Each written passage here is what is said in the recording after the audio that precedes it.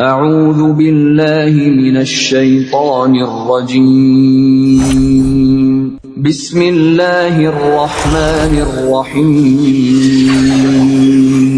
يا أيها الذين آمنوا إذا قيل لكم تفسحوا في المجالس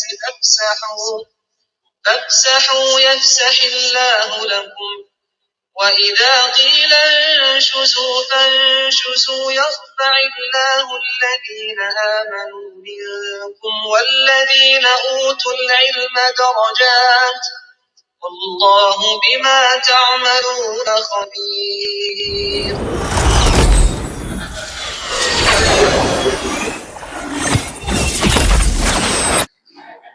Bismillahirrahmanirrahim. Assalamualaikum warahmatullahi wabarakatuh.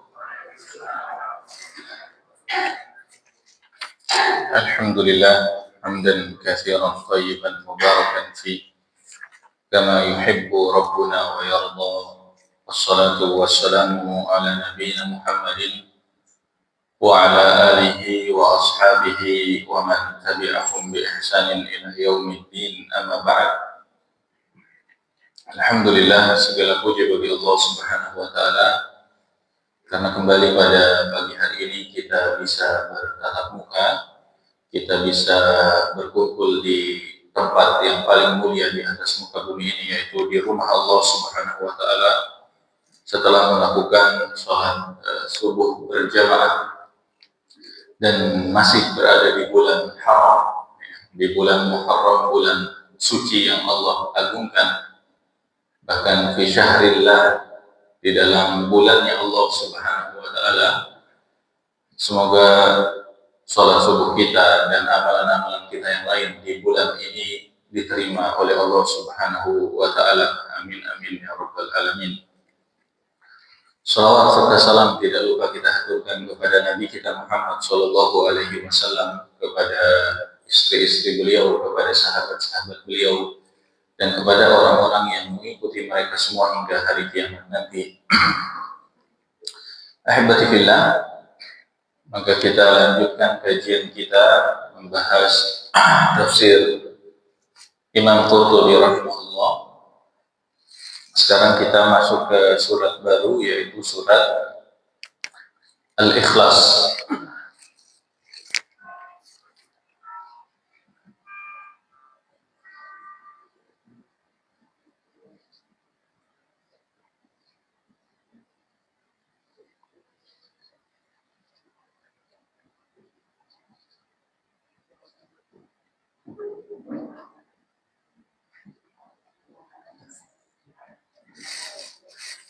Surat Al-Ikhlas, surat yang menjadi favorit kaum muslimin, surat yang mungkin sudah kita hafal puluhan tahun yang lalu, surat yang sangat menjadi penyemangat di waktu-waktu awal, ya. Dulu kita masih kecil, dengan bangganya kita sudah hafal surat ini, ya. Dan insya Allah ada yang belum hafal surat ini? Ya, siapa tahu ada. Ya, Masya Allah, kita insya Allah sudah hafal ya surat ini, tapi maka kita akan, kalau sudah hafal lebih enak lagi kita bahas surat ini, ya. Maka sebelum membahas surat ini, ada satu poin, ya, khususnya tentang penamaan surat, ya. Di dalam Al-Quran kita sudah bahas bahwasanya penamaan surat itu biasanya bisa dinamakan dengan nama suratnya karena langsung dari Nabi Shallallahu Alaihi Wasallam. Dan kenapa penamaan surat ini? Ya, penamaan surat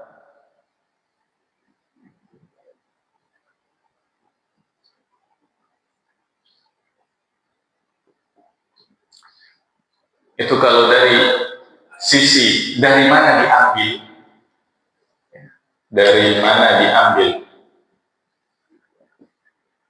yang pertama biasanya dari kata yang ada di surat tersebut. Ya, dari kata yang ada di surat tersebut. Al-Falaq, kenapa dinamakan surat Al-Falaq? Karena ada kata falaq. Qul a'udzu birabbil falaq. Kenapa di surat An-Nas dikatakan An-Nas? Karena ada kata An-Nas. Qul a'udzu birabbin nas. Al-Baqarah, kenapa dinamakan surat Al-Baqarah? Karena ada Al-Baqarah, pembahasan atau penyebutan kata Al-Baqarah, Al-Imran, An-Nisa, Al-Maidah, Al-An'am. Ada dari kata yang ada di surat tersebut.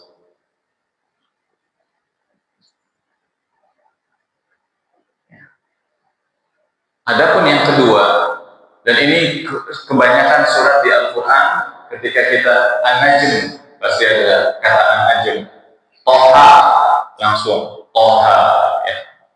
Al-Kahfi, tentang Al-Kahfi, ya. Maryam, ya, semua ada disebutkan katanya di surat tersebut, ya. Ada yang kedua, ini ada secara makna, jadi nggak ada katanya, secara makna. Ini hanya ada dua, yaitu surat Al-Fatihah dan surat Al-Ikhlas. Jadi kita tidak akan mendapatkan kalimat Fatihah di surat Al-Fatihah. Nggak ada kata Fatihah, nggak ada. Begitu juga kalimat Ikhlas. Kita nggak akan menemukan kalimat Ikhlas di surat Al-Ikhlas. Qul huwallahu ahad, Allahus samad, lam yalid wa lam yulad wa lam yakul lahu kufuwan ahad. Enggak ada kata Ikhlas. Tapi ini diambil secara makna. Nah, sekarang apa makna dari Al-Ikhlas? Ikhlas. Antum ikhlas enggak? Hah? Apa arti ikhlas? Murni. Masya Allah. Ya. Arti ikhlas adalah murni. Khalasah. Dari kata khalasah. Artinya laban khalisan. Artinya murni.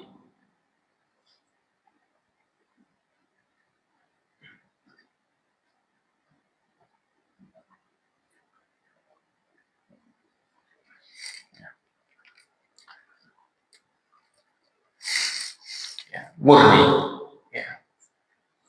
Apa yang dimurnikan?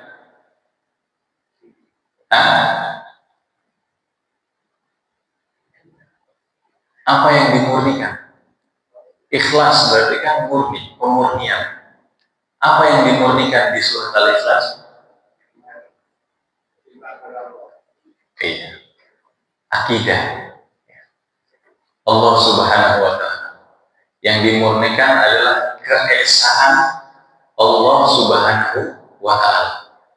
Artinya hanya Allah yang Maha Esa. Yang dimurnikan apa? Keesaan Allah.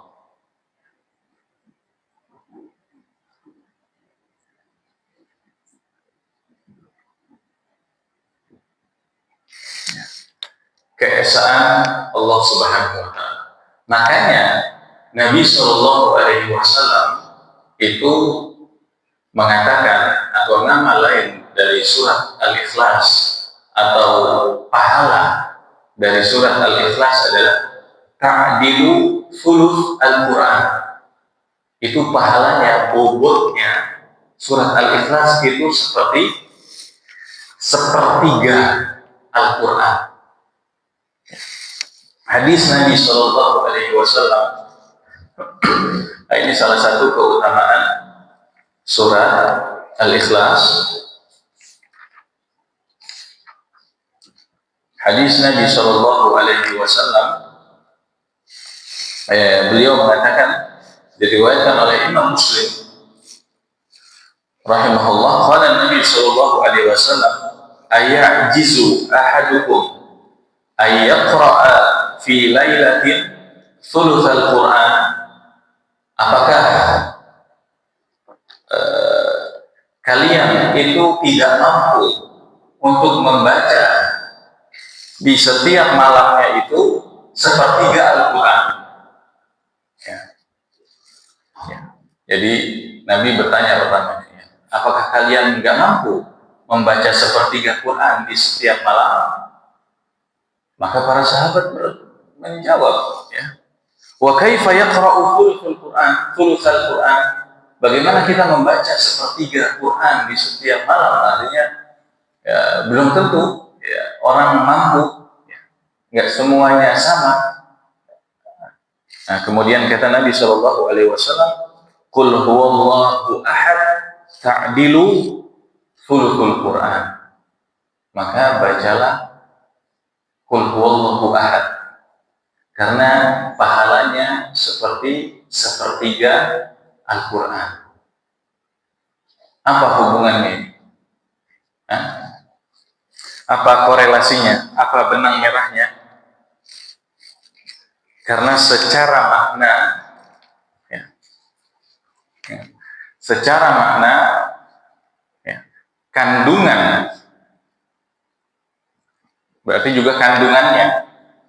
Kandungan Al-Quran itu secara umum ada tiga. Yang pertama tentang tauhid, ya, keesaan Allah.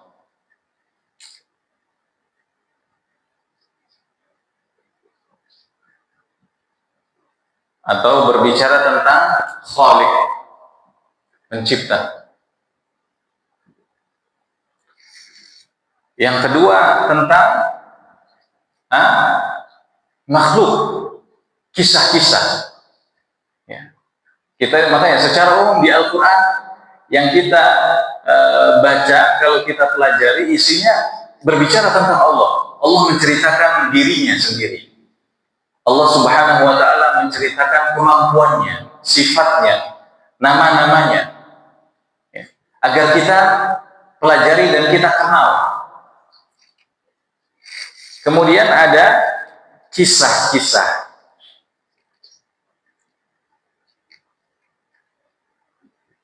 Baik itu umat terdahulu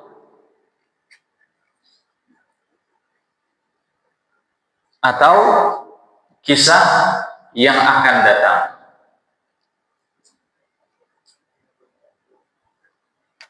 Atau secara umum sebagian ulama juga mengatakan ini berbicara tentang makhluk.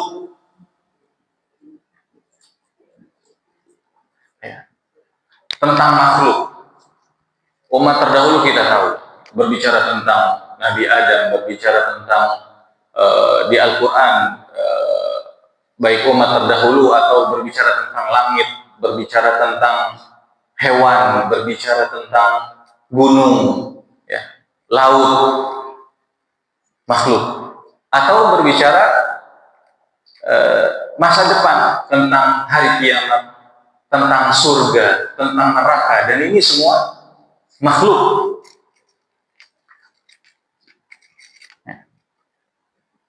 Yang akan datang itu kiamat,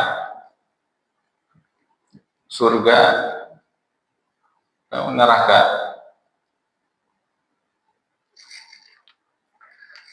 Dan yang terakhir, Quran itu isinya adalah tentang hukum atau syariat.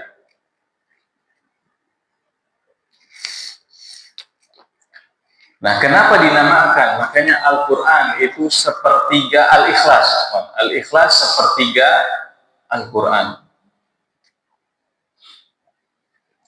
Karena Al-Ikhlas berbicara tentang murni, nggak ada. Kita mau cari isi kandungan Al-Ikhlas, itu nggak ada berbicara kecuali mengesahkan Allah Subhanahu wa Ta'ala.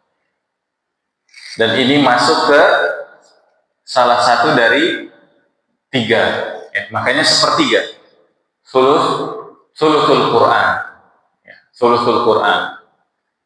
Makanya sebagian ulama juga mengatakan, oh berarti ngafalin Al-Ikhlas berarti kita sudah menghafal 10 juz. Baca Al-Ikhlas 3 kali sudah khatam. Kan 30 juz. Jadi 3 kali berarti 30 juz. Ya. Sebagian ulama mengatakan iya, secara pahala. Secara pahala. Karena ternyata ada hadis Nabi Shallallahu Alaihi Wasallam, ya, keutamaan Al-Fatihah, dia itu setara 3/3 Al-Quran.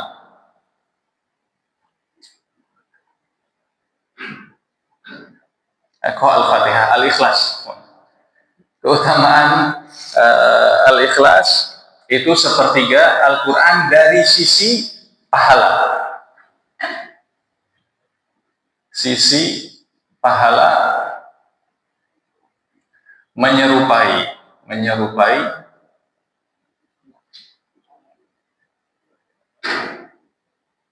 1/3 Al-Quran, ya, 1/3 Al-Quran dari sisi pahala. Ya. Maka ketika sahabat mengetahui hadis ini, bahwasanya Nabi Shallallahu Alaihi Wasallam mengatakan bahwasanya surat Al-Ikhlas ta'dilu thuluthul Quran, itu menyerupai 1/3 Al-Quran, maka salah satunya, ya, dan di hadis lain Nabi Shallallahu Alaihi Wasallam mengatakan, man qara'a qul huwallahu ahad hatta yakhtimaha 10 marrat banallahu lahu qasran fil jannah. Barang siapa yang membaca Al-Ikhlas 10 kali sampai selesai, maka Allah akan bangunkan rumah di surga. Faqala Umar, maka Umar radhiyallahu anhu berkata, idzan astaghfiru ya Rasulullah. Kalau begitu aku akan memperbanyak ya Rasulullah. Dengan anggapan apa? Berarti kalau 10 1 rumah, berarti kalau 100 10 rumah dong. Benar gak? Maka apa kata Nabi Shallallahu Alaihi Wasallam? Allahu aktsar wa athir. Iya, Allah jauh lebih banyak dan lebih baik karunia-Nya. Allah nggak akan miskin. Ya. Jadi silakan kalau mau perbanyak apa? Oh berarti 10 kali 1 qasr, 1 istana di surga.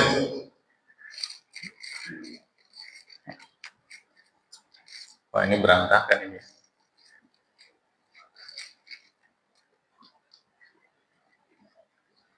Nah ini dari sisi pahala. Yang kedua bahwasanya 10 kali baca itu 1 istana di surga. Ya. 1 istana di surga. Artinya para ulama juga menjelaskan berarti pahalanya itu seperti membaca 10 juz. Ya kalau dari sisi pahala, artinya bukan dari sisi mana, artinya kita hanya hafal Al-Quran kemudian selesai, hafal Al-Ikhlas kemudian selesai, tidak baca Quran yang lain, enggak. Tapi dari sisi pahala, artinya seperti membaca 10 juz. Ya. Yang 1 kata, 1 huruf, afwan, 1 huruf itu 10 pahala. Membaca Al-Quran itu beda dengan membaca buku yang lain, ya, walaupun hurufnya sama, walaupun kalimatnya sama, ya, kita bilang masjid, tapi kita ketika kita beda saat kita baca masjid pakai bahasa Arab sama ketika kita membaca ayat la masjidun ussisa 'ala taqwa. Maka setiap kalimat masjid, mim, sin, jim, dal, ada 4 huruf. Tapi ketika kita mengucapkan masjid saat membaca ayat Al-Quran, maka kalau diterima, itu kita dapat 40 pahala. Muhammad, kita bilang Muhammad Shallallahu Alaihi Wasallam. Kalau hanya bersolawat, ya hanya dapat pahala solawat. Tapi ketika mengatakan Muhammadur Rasulullah walladzina amanu ma'ahu asyidda, ya, membaca ayat Muhammadur Rasulullah. Nah itu Muhammad berapa huruf? Mim. Muhammad berapa huruf? Hah? Mim, ha, mim, hah? Dal. 4 apa 5? Kalau tanwin itu berarti tasdid, afwan. Kalau tasdid itu 2. Muhammadun, Muhammadun. Ada mimnya, ada tasdidnya kan? Kalau ada tasdidnya itu artinya mimnya yang pertama sukun, baru yang kedua fathah. Itu ada, berarti ada 5, dapat 50 pahala. Itu Al-Quran. Ya. Maka menyerupai dari sisi pahala, ya, adalah menyerupai kita membaca 10 juz. Dan itu ingat kalau diterima, jangan melihat, makanya kita tuh melihat tuh menggampangkan ya, kita mau enaknya saja. Oh kata Ustaz, oke baca 10 juz. Dia baca, ya udah baca Al-Ikhlas terus ya. 3 kali khatam. Makanya kan kita punya pemikiran kayak gitu. Baca Al-Ikhlas ya, 3 kali khatam. Antum udah berapa kali khatam? Udah semalam anak khatamin Quran. Gimana? Ya, baca Al-Ikhlas saja 3 kali. 10 juz, 30 juz. Selesai. Ya. Atau ketika dapat hadis ini 10 kali baca, oh Allah bangunkan istana di surga. Kira-kira kalau antum punya rumah di surga, antum masuk surga? Hah? Hah? Belum tentu. Hah? Kalau antum sudah punya rumah di komplek ini, kira-kira antum bisa tinggal di sini atau enggak? Hah? Bisa. Dan pasti masuk surga. Gimana antum punya rumah di istana, punya istana di surga, rumah di surga nggak masuk surga? Kan nggak masuk akal. Ya. Tapi kita cuman pengennya ini doang. Akhirnya baca Al-Ikhlas, tapi ingat Al-Quran itu bukan, nah kekeliruan kita ketika menganggap Al-Quran hanya bacaan. Iya, itu secara bahasa. Al-Quran hanya bacaan. Tapi untuk mendapatkan keutamaan Al-Quran tidak cukup hanya dibaca. Tidak cukup. Ya. Tapi difahami kandungannya, dipelajari dan diamalkan. Ya. Untuk mendapatkan keutamaan ini tidak cukup dengan membaca.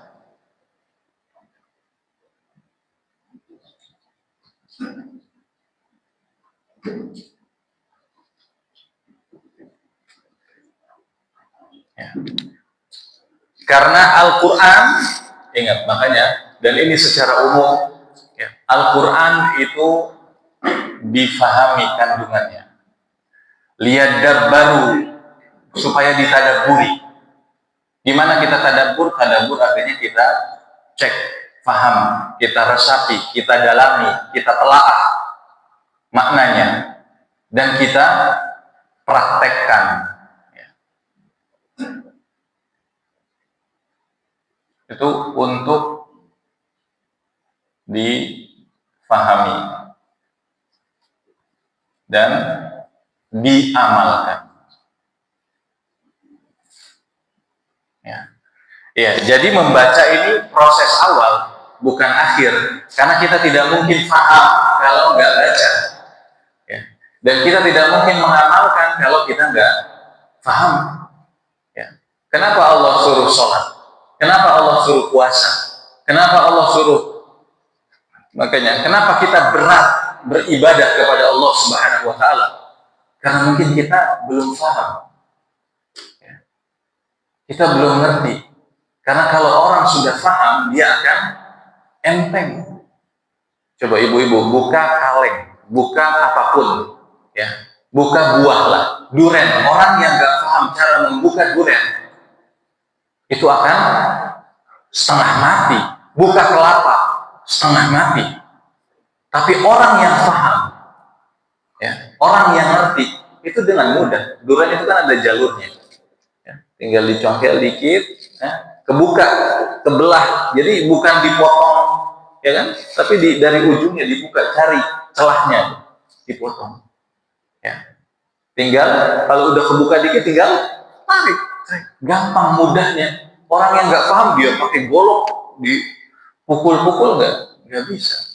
Daging, orang yang nggak paham potong daging itu hasilnya akan alot karena dia motong dengan ototnya, dengan ada uratnya gitu, tidak mengikuti jalur urat dagingnya itu. Ya. Jadi kepotong sama otot, kepotong sama, akhirnya ketika dimasak ada yang alot. Ya. Nah seperti itulah ketika kita paham itu akan memudahkan. Makanya diamalkan. Maka semua keutamaan ini, ya, jadi tidak akan kita dapatkan, ya, kalau tidak kita fahami dan kita amalkan. Ya. Jadi gimana Ustaz? Ana udah baca 10 kali, ya, ana masuk surga enggak? Insya Allah masuk surga. Kalau sudah antum fahami enggak?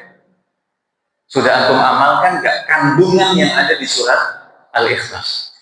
Percuma dia baca ribuan, jutaan kali, tapi ternyata dia masih pergi ke kuburan. Dia masih pergi ke Gunung Semedi. Dia masih minta kepada selain Allah.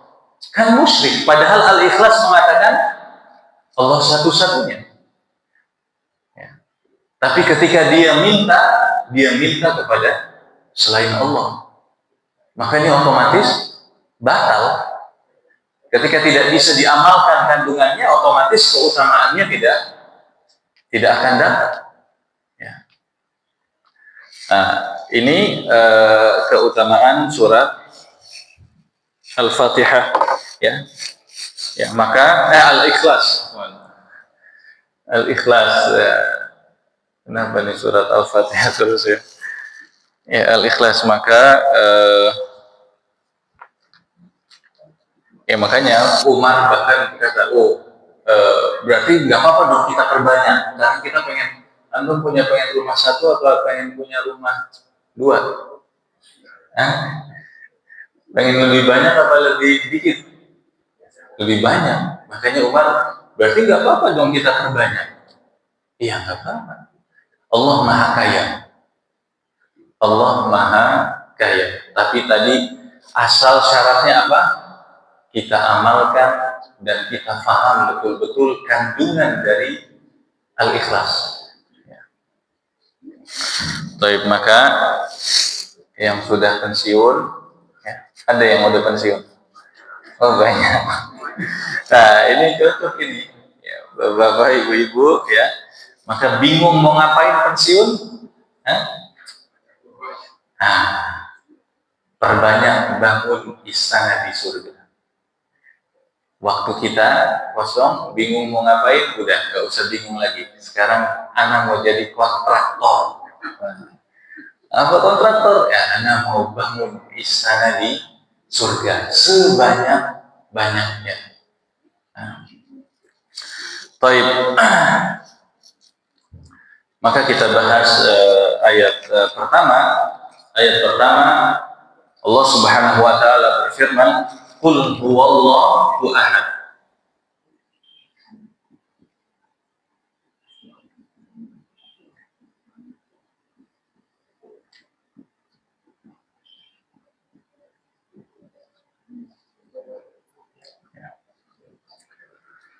Qul apa qul? Qul katakanlah. Ya. Qul katakanlah. Ya. Dan ini faidah pertama atau yang lain, ya, kita sudah bahas qul.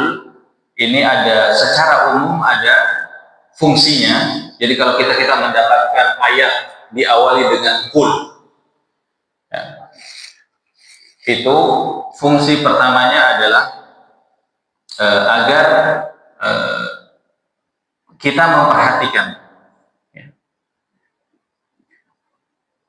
mendapat perhatian,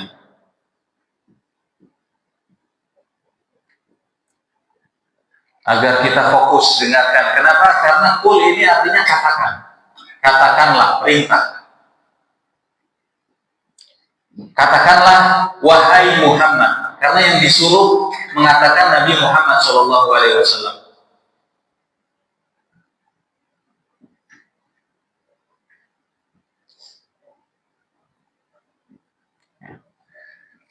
Jadi qul karena Al-Quran ini kan kalamullah, perkataan Allah, dan perintah itu tidak mungkin sampai kecuali kepada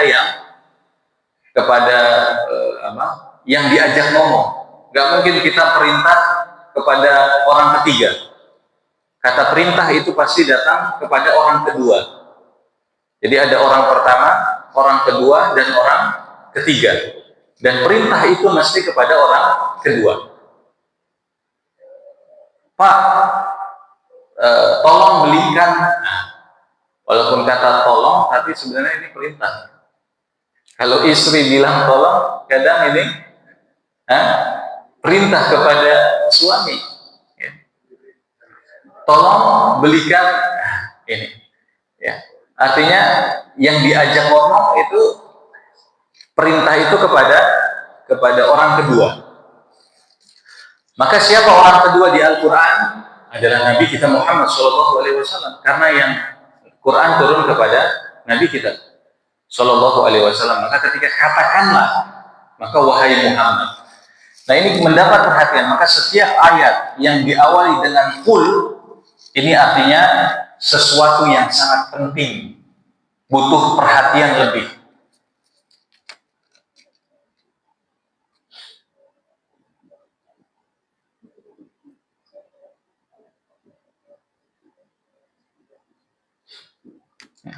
Karena yang mengatakan Nabi Muhammad SAW dan diperintahkan oleh Allah Subhanahu Wa Taala langsung. Jadi ini sangat penting, ya. Dan ini secara umum, ya. Ini secara umum. Jadi setiap kita mengatakan atau menemukan ayat yang diawali dengan qul, katakanlah, maka ini ada peringatan atau sesuatu yang sangat penting yang harus kita perhatikan. Ya. Ini secara umum.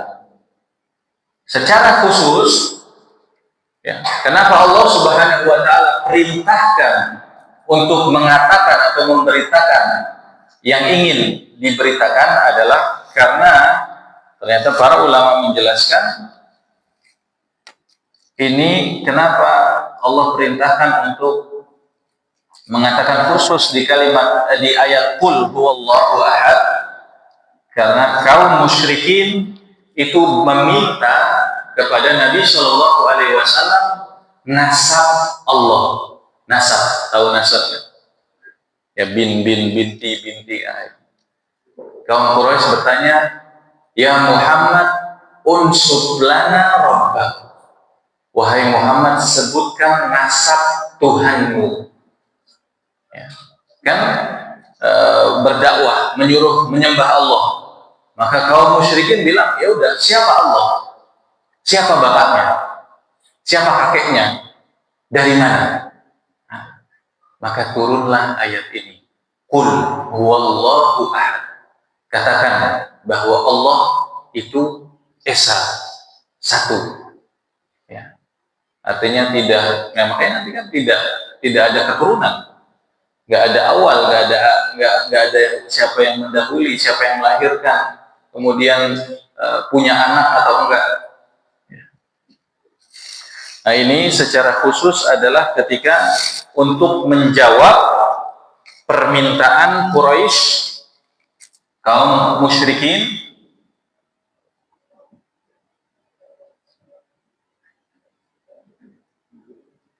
permintaan musyrikin Quraisy apa? Meminta nasab Allah.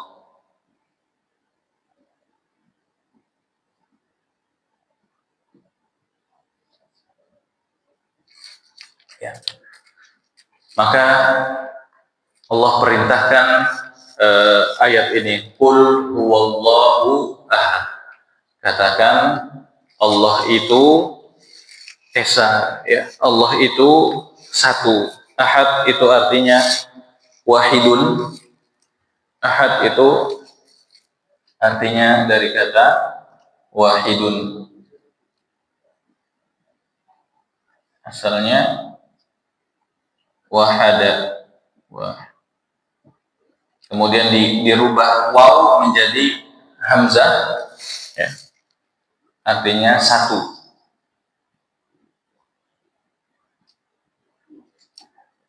Satu. Nah, satu ini esa, ya. Esa. Ya. Maka arti Qul huwallahu ahad adalah Allah, ya, satu-satunya yang esa. Ya. Katakanlah Allah Subhanahu wa ta'ala adalah satu-satunya zat yang tunggal.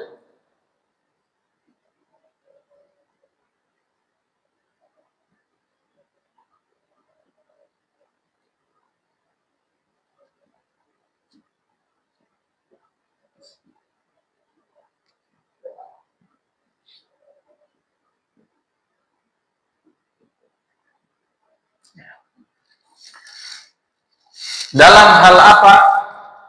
Ada 4, ya. Maka yang pertama, satu-satunya yang esa, yang tunggal. Esa dalam apa? Pertama zat. Yang pertama zatnya. Zatnya, bentuknya, fisiknya. Ya, artinya bukan artinya ya zat, ya. Apa zat? Komposisinya, ya. Kalau kita kan dari tulang, dari daging, dari darah, dari cairan. Nah, Allah juga punya zat. Nah, ini satu-satunya, nggak ada yang menyamai, ya. Dari sisi zat, maka ini harus yakin. Jadi nggak ada yang sama zatnya dengan Allah Subhanahu wa ta'ala. Kemudian dari sisi haknya,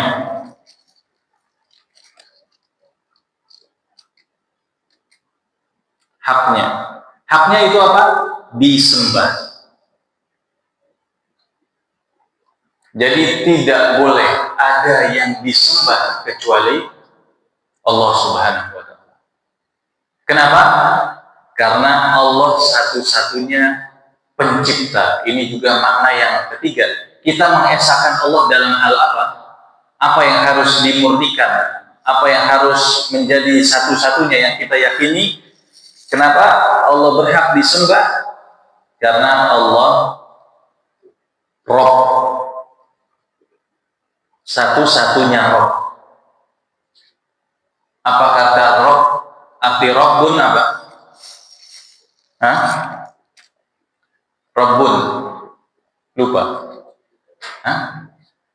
Alhamdulillahi Rabbil Alamin. Rabbun artinya pencipta,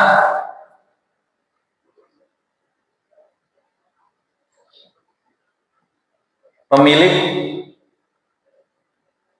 dan pengatur.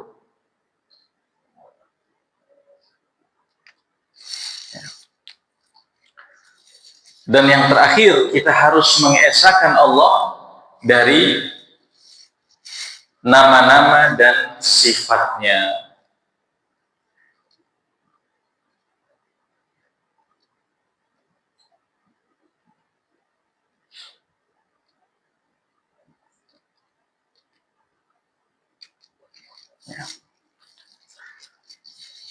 Nama-nama dan sifatnya, ya. Jadi inilah 4 poin yang harus kita esahkan, ya. Qul huwallahu ahad. Katakan bahwasanya Allah adalah satu-satunya yang esa, yang tunggal. Dalam hal apa?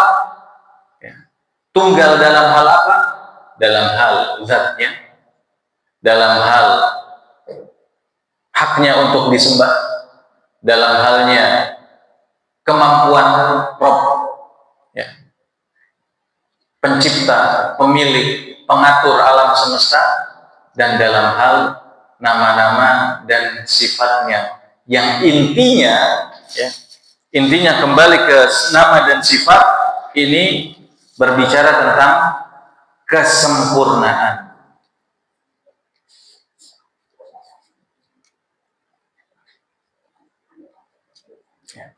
Maka kenapa Allah satu-satunya dalam zat, satu-satunya yang berhak disembah, satu-satunya, ya, yang berhak menjadi, yang benar menjadi Rabb, ya, karena satu-satunya yang punya nama dan sifat yang sempurna, ya.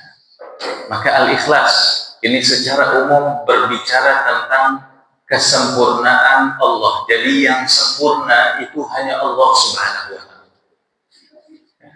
Adapun yang lain itu kurang. Selain Allah maka tidak ada yang sempurna. Ya. Maka apa contohnya?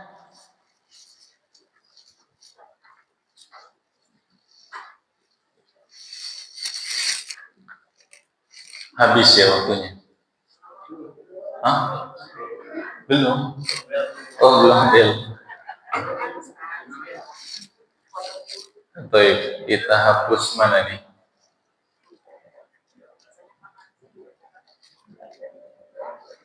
Mau bisa dihapus? Hah? Mau foto? Udah? Atau sini aja?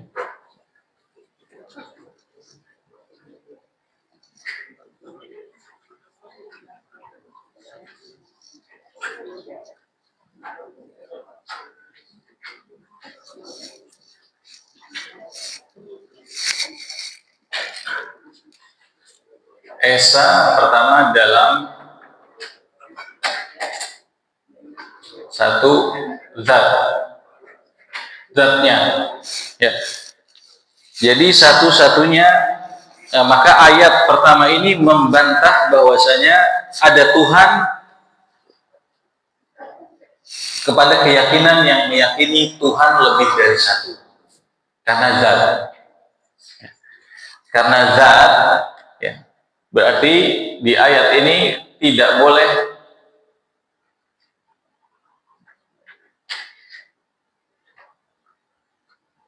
ada Tuhan selain Allah.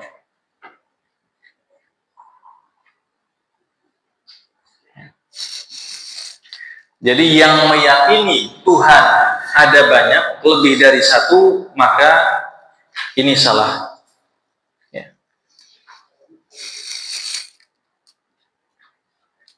Maka kandungan pertama, ya, dari apa yang diesakan bahwasanya zatnya.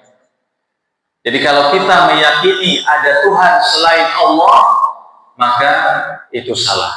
Otomatis dia tidak mengamalkan surat Al-Ikhlas.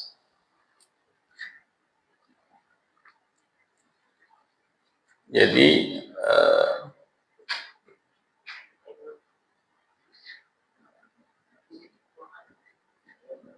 meyakini ada Tuhan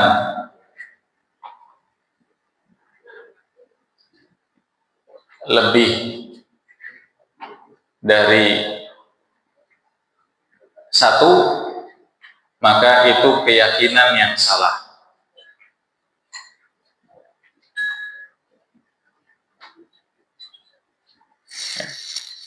Maka udah simpel. Ajaran kita cuma satu dan itu yang benar. Jadi kalau antum dapat ajaran-ajaran baru, dapat ilmu-ilmu baru membahas tentang Tuhan, dan ketika ditanya ada berapa Tuhan, oh belum banyak, lebih dari satu. Berarti ini udah salah. Yang nggak usah didengerin, karena kul huwallahu ahad. Katakan Allah satu, esa, zatnya esa. Maka ketika ada orang atau keyakinan yang mengatakan Tuhan lebih dari satu, berarti keyakinan itu salah, ya. Keyakinan itu salah, dan ini jelas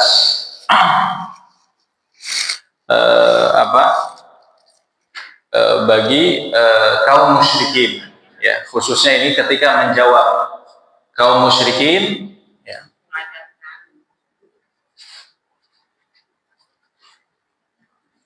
itu menyembah berhala.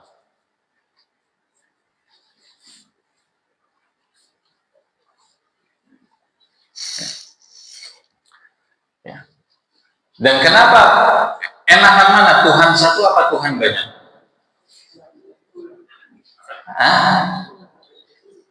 Antum ragu. Enakan punya Tuhan satu apa punya Tuhan tiga? Kenapa? Bisa kurang?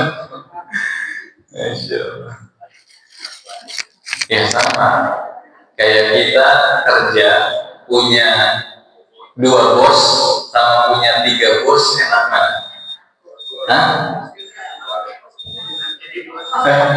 Bos 3 bisa gajinya lebih banyak, ya? Tapi lebih ribet kan? Lebih pusing kan? Ya? Nggak mau tahu saya, kamu kan kerja sama saya. Ya tidak tahu. Ya makanya, dan akhirnya apa? Mending dapat satu kerjaan, ya, satu bos, tapi sudah mencukupi dibandingkan 3 bos, 5 bos, 10 bos, tapi lebih, tapi banyak, ya, karena pusing maunya ini. Nah itu tadi, dan ini juga menjelaskan kepada kita kenapa Tuhan itu hanya satu. Jadi hanya satu, ya, hanya satu, agar lebih mudah dan fokus, ya, lebih mudah, ya. Makanya kenapa makanya dari bacaan Imam Syafi'i rahimahullah, tahu Imam Syafi'i rahimahullah, salah satu ucapan beliau adalah ridwan nas wa yadullah. Salah satunya adalah ketika memahami surat Al-Ikhlas. Keridhaan manusia itu adalah cita-cita, tujuan yang tidak mungkin kita capai, karena manusia ini banyak. Untuk membuat semua manusia ridho, mendapatkan ridho manusia suka sama kita, itu mustahil, karena saking banyaknya. Tapi ridho Allah, mencari ridho Allah itu mudah. Kenapa? Allah satu, Allah cuma satu. Kita gak bingung Allah maunya apa, ya udah itu. Jadi satu itu akan jauh lebih mudah dan fokus, ya, karena kita hanya mencari keridhaan Allah Subhanahu wa Ta'ala.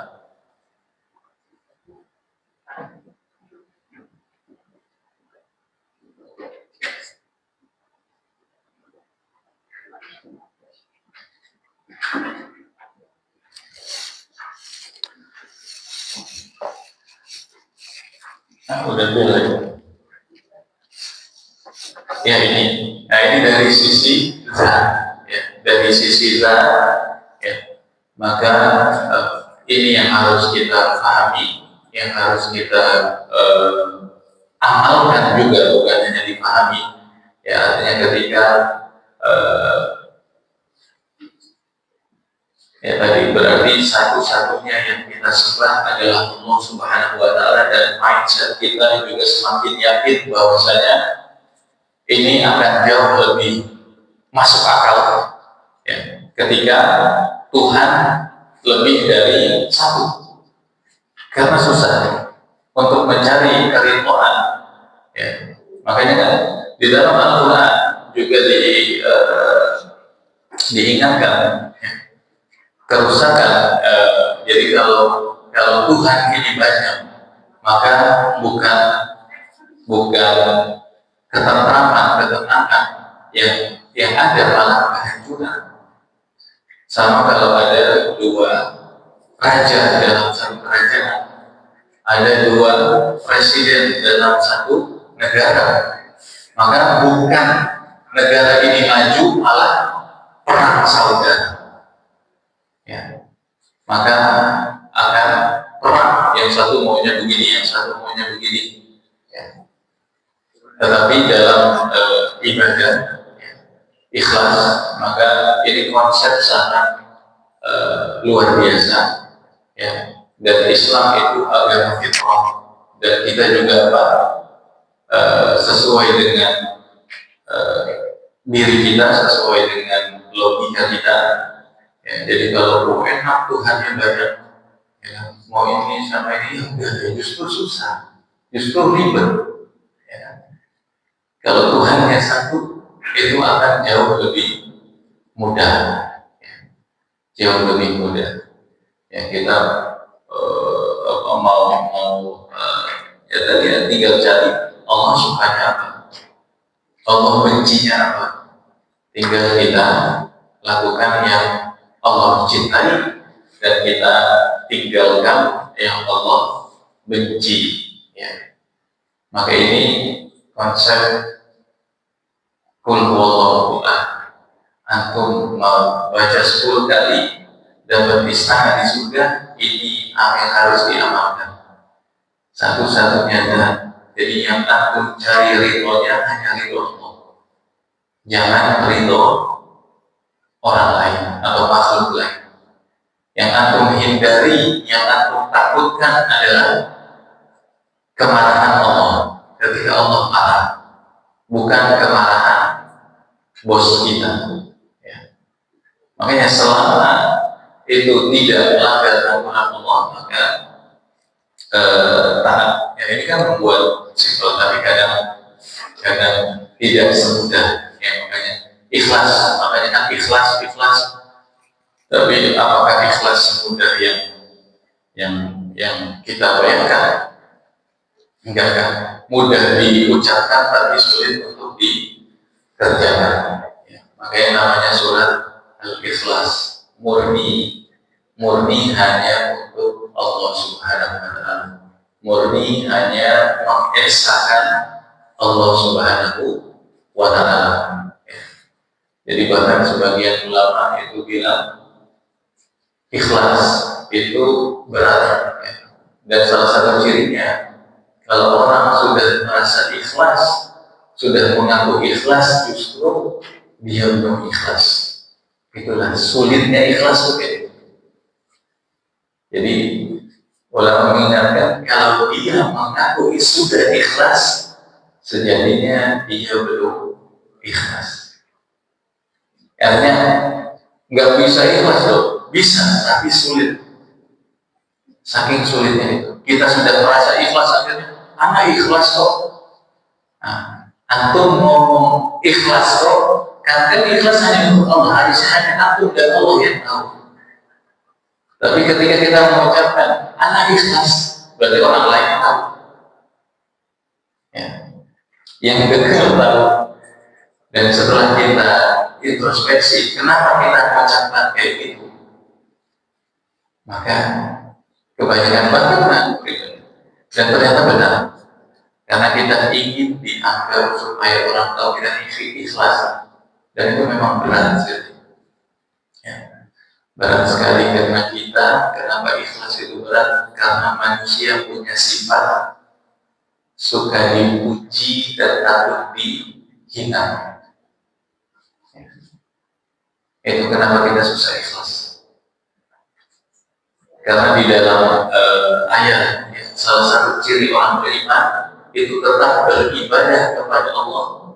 La yakhafuna walaumata laim, yang tidak takut terhadap celahannya sang pencela, nggak takut dibully. Ya. Kadang kita meninggalkan sesuatu, tidak mengamalkan sesuatu karena takut diomongin orang, dibully. Dia masuk alim, dia masuk suci. Akhirnya kita nggak jadi sholat, kita nggak jadi ngaji, kita nggak jadi sedekah. Dia masuk supaya dilihat orang itu, bayar atau ngasih orang, ada maunya, ada. Padahal dia ikhlas nih. Tapi ketika dengar omongan ini, kalau dia memang ikhlas, tetap amalkan. Jangan hindari, jangan menganggap celaan atau omongan orang, dan itu memang sangat berat, ya sangat sulit. Ya, tapi kalau makanya sesuatu yang sulit karena kita nggak paham, ya nggak ngerti, maka kita sama-sama belajar. Dan memang inilah kenapa bobot surat Al-Ikhlas ini sepertiga Al-Quran, ya, karena berbicara tentang keesaan Allah Subhanahu wa Ta'ala. Bagaimana kita menjadikan Allah satu-satunya, ya, menjadi nomor satu dalam kehidupan kita, dalam apapun. Jadi saat Allah kasih pilihan, kita pilih selain Allah dan pilih Allah. Karena Allah punya aturan, Allah punya hukum, Allah punya yang Allah suka, dan kita punya yang kita suka. Maka saat berada di pilihan ini, dan hidup itu harus memilih. Bisakah kita memilih yang Allah suka dibandingkan yang kita suka, ya, atau belum? Dan ini memang berat. Tapi kalau semakin belajar, kan, orang anak biasanya dikasih tahu orang tuanya, ini ya loh Tuhan kalian. Sampai muda baru sadar ketika jadi orang tua. Oh benar bapak saya dulu, benar ibu saya kenapa dulu begini. Akhirnya baru nggak berontak lagi, baru nggak ngeyel lagi, baru taat, baru nurut. Dan itu kenapa kita lebih milih yang kita suka, ya. Tapi setelah berjalannya waktu kita paham ternyata tidak semua yang kita suka itu baik buat kita, ya kan? Sama dulu kita hobi begini, tapi ternyata akhirnya gak ada hasil, rugi. Akhirnya dia lama-lama berhasil meninggalkan hobinya tersebut, yang sebelumnya gak bisa, dia sangat suka.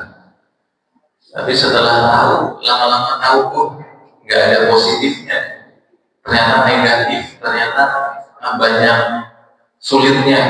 Lama-lama dia tinggalkan, ya. Dan ketahuilah, ketika Allah perintahkan sesuatu itu hanya kebaikan. Kadang ya tadi pilihan kita punya hawa nafsu, ya, maka ya semoga dengan mempelajari surat Al-Ikhlas ini kita semakin yakin, ya, untuk bisa sedikit demi sedikit, ya, memilih yang Allah suka dibandingkan yang kita suka, ya. Dan betapa banyak hal-hal lain, ya. Ini kalau dan ini yang sering ada di masyarakat kita. Hanya satu saja yang dia suka kemudian Allah larang, semua seakan-akan Islam ini mengangkat. Padahal banyak hobi lain yang dia suka, itu Allah suka. Tapi ketika ada yang dia suka, Allah tidak suka, itu mengambil keputusan, Islam ini mengangkat, Islam ini ribet, Islam ini. Tapi ketika dia sadar banyak amal, banyak pekerjaan yang dia suka dan Allah ini,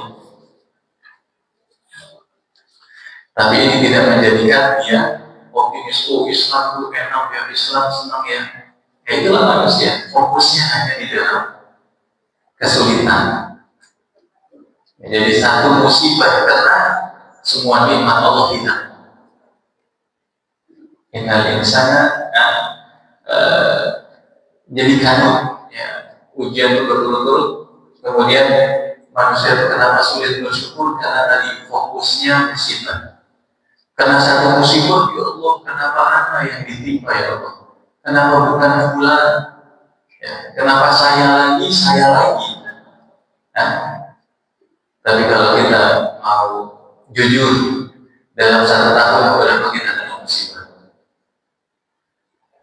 100 kali? Ada? Tapi nikmat Allah, antum bisa nafas dengan tenang, itu nikmat. Ini apa makan apa kita? Pecel, bisa makan pecel sampai umur 60, ya, dengan yang itu nikmat luar biasa. Nah, tapi nikmat ini hilang semua dengan satu musibah. Yang maka nanti ya semoga di bulan yang mulia ini, ya, setelah memahami sedikit surat Al-Ikhlas, ya, kita bisa mulai menentukan pilihan kita, meyakinkan itu walaupun belum sulit untuk 100%, tapi minimal ada progres. Ketika ada dua pilihan, ya, yang Allah suka dan yang kita suka, ya, kalau ini sesuai gitu. Kalau pilihannya sesuai kan gampang. Tapi gimana kalau berlawanan? Allah sukanya ke timur, kita sukanya ke barat. Nah, mana yang harus? Ya udah tengah-tengah dia. Tengah-tengah dulu, tapi lama-lama gimana kita caranya berubah lama-lama menjadi ke timur. Dan itu memang butuh proses, ya. Dan Islam sangat menghargai proses, dan Allah sangat senang kepada hambanya yang bertaubat, ya. Jadi Allah itu sangat senang ketika mendapati hambanya itu kembali kepada Allah Subhanahu wa Ta'ala. Tapi mungkin ini saja yang ada pertanyaan.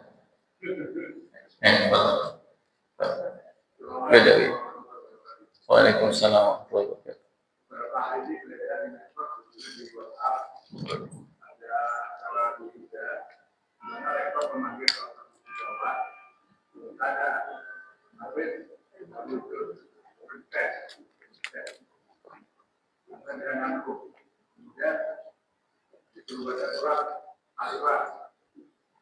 Dari depan dan dari belakang ada saya. Kalau karena itu kan membaca waktu-waktu dan jadi kan itu karena sudah ada apakah ada sebenarnya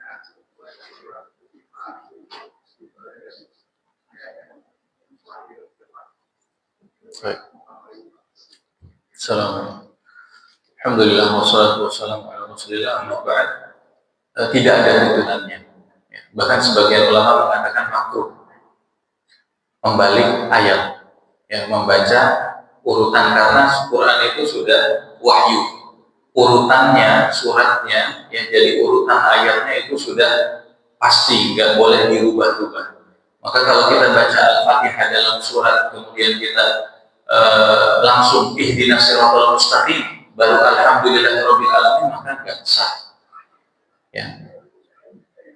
Maka sebagian ulama itu makruh, bahkan hanya untuk mengetes.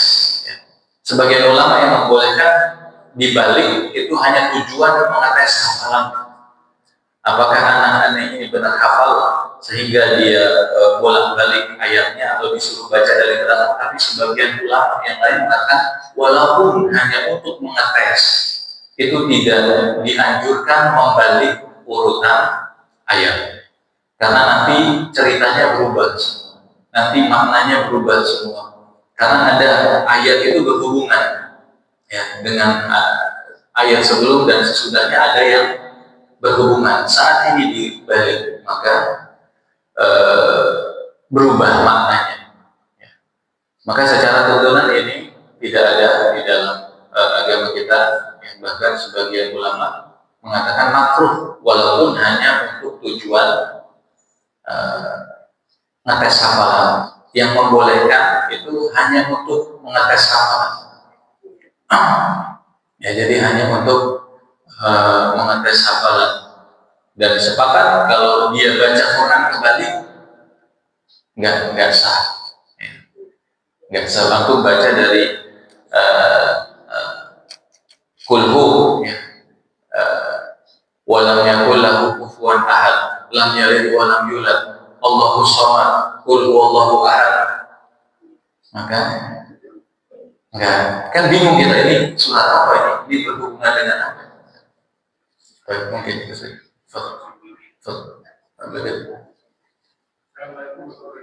Waalaikumsalam warahmatullahi wabarakatuh. Saya mengerti itu yang disampaikan sebagai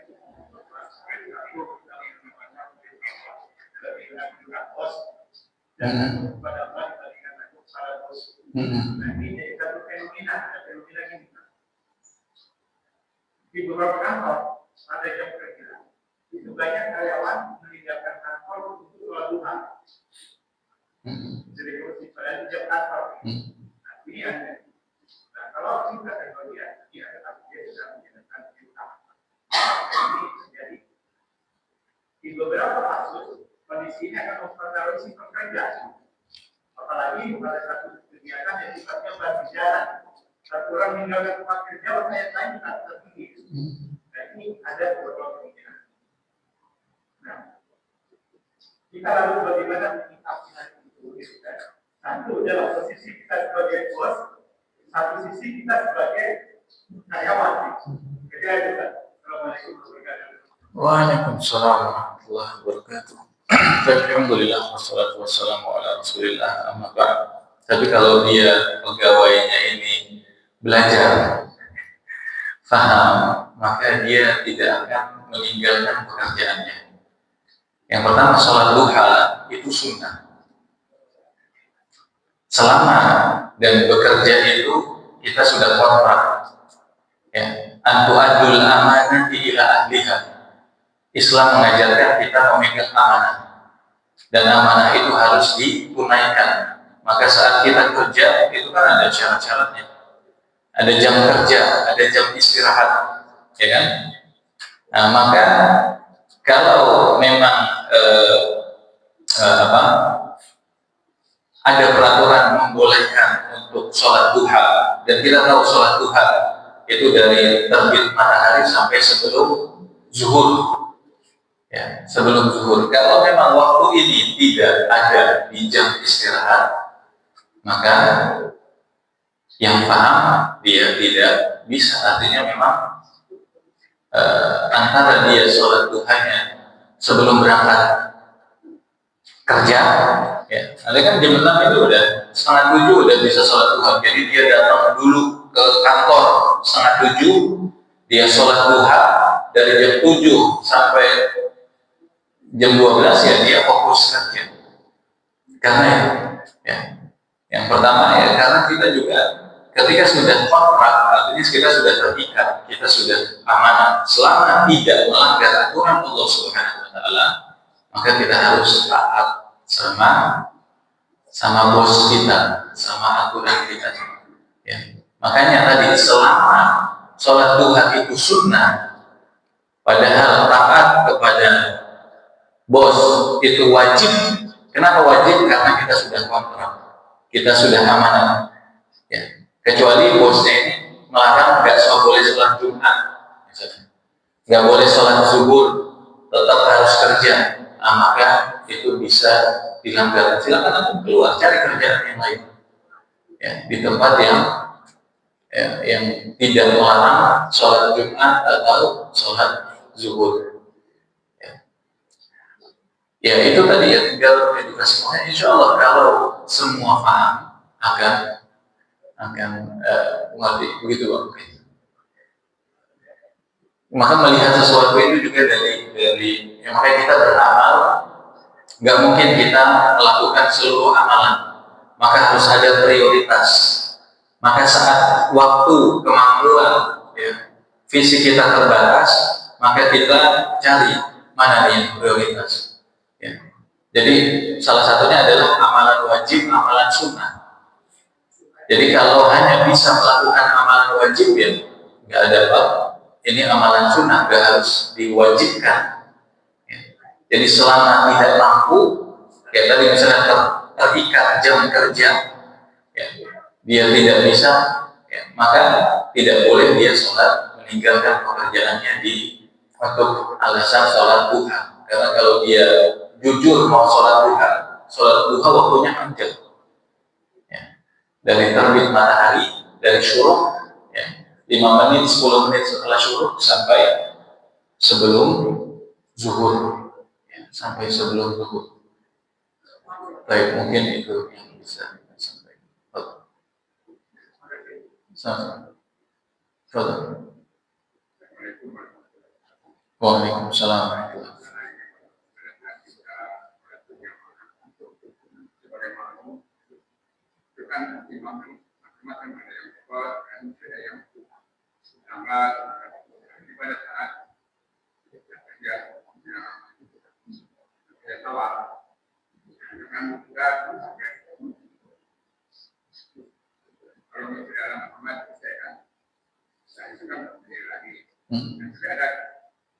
Imam yang aman berangkat sejak awal. Kalau saya lama kita masalah kita baca dan mengadakan baca doa saya mungkin ada doanya.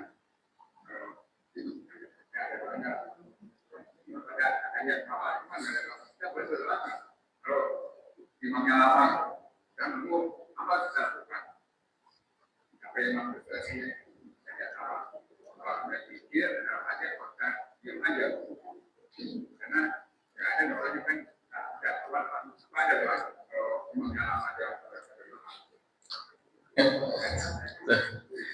Alhamdulillah wassalatu wassalamu ala rasulillah.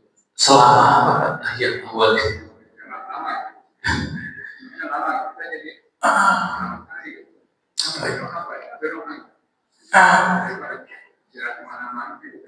Tapi ya kalau sejatinya kalau kita sudah selesai bacaannya dan imam belum selesai, kalau tidak terlalu lama ya diam, ya. 1 detik, 2 detik gitu. Tapi makanya selama apa tahiyat awal? Tapi kalau tidak ya bisa wasabbihu, bisa tasbih, bisa berzikir, ya. Wa kabbiru fihi ya. Karena sholat itu berzikir ya selama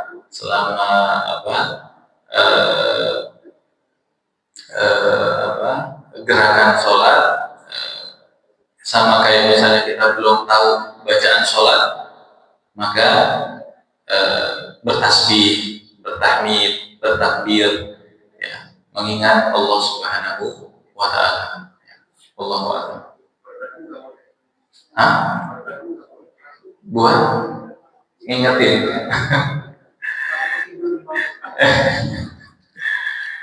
Ya, enggak isbiru, ya, sabar. Alhamdulillah dapat imam yang khusyuk, ya. Karena ya makanya tadi selama apa, ya, selama apa kalau atau sempurnakan sholawat, atau sebagian ulama apakah tahiyat awal dengan tahiyat akhir bacaannya sama?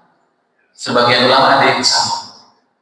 Ya, jadi tidak hanya sampai salawat Nabi, tapi disempurnakan, ya, atau bukan hanya tidak sampai salawat, ya, bacanya cuma asyhadu alla ilaha illallah wa asyhadu anna muhammadar rasulullah. Salawat itu di tahiyat akhir. Yang Allahumma sholli ala Muhammad wa ala ali Muhammad wa barik ala Muhammad kama barakta ala Ibrahim. At-tahiyatul mubarakatuh shalawatu lillahi wa ibadillah asyhadu an la ilaha illallah wa asyhadu anna Muhammadan rasulullah. Allahumma sholli ala, berarti sholawat ini kan di tahiyat kedua. Benar kan? Atau bacaan tahiyat?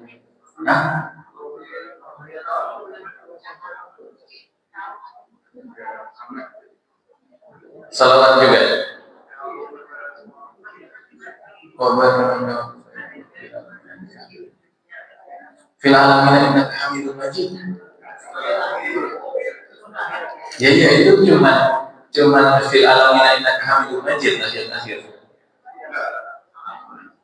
Iya kan, salawat itu di tahiyat kedua. Di tahiyat pertama itu kita cuma sampai syahadat. Enggak ada salawat.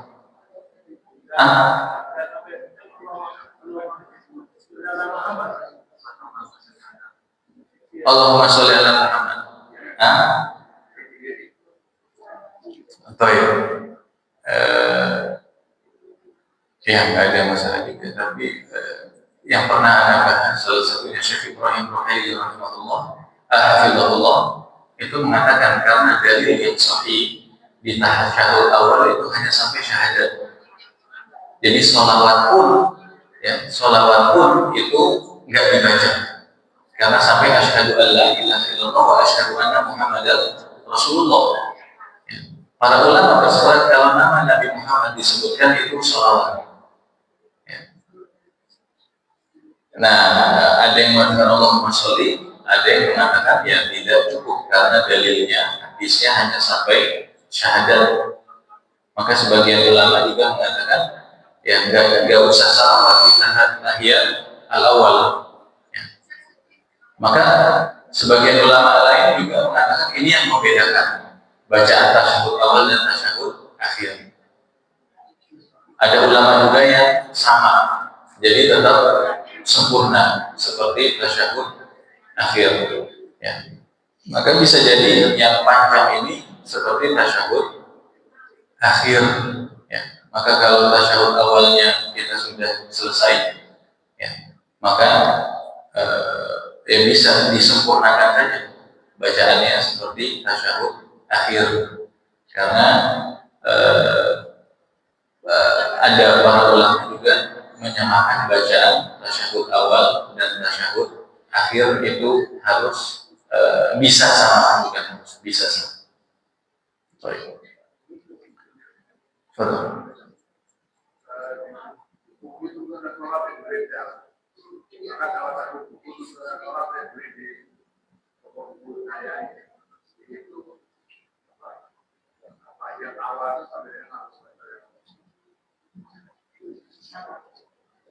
Tapi ya makanya nanti bisa kita cek masing-masing ya. Kalau Anda salah tapi sepengetahuan Anda hadis yang sahih ya, karena kan itu cukup di syahadat ya, dan ini khilaf, makanya ini khilaf pendapat ulama yang mengatakan Allahumma sholli ala, jadi tidak ada masalah juga ya, tidak ada masalah juga, tapi ternyata yang cukup di syahadat itu juga ada dalilnya ya.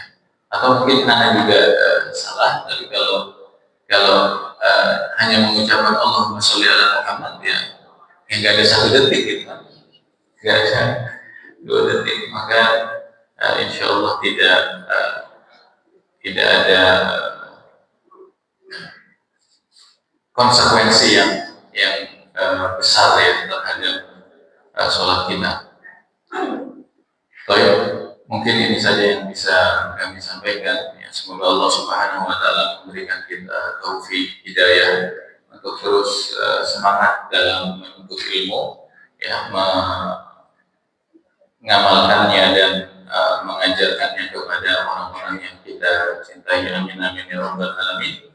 Wassallallahu ala nabiyyina Muhammadin wa ala alihi wa ashabihi wa barik wasallam. Subhanallahumma wa bihamdika asyhadu an la ilaha illa anta astaghfiruka wa atubu ilaik. Wassalamualaikum warahmatullahi wabarakatuh.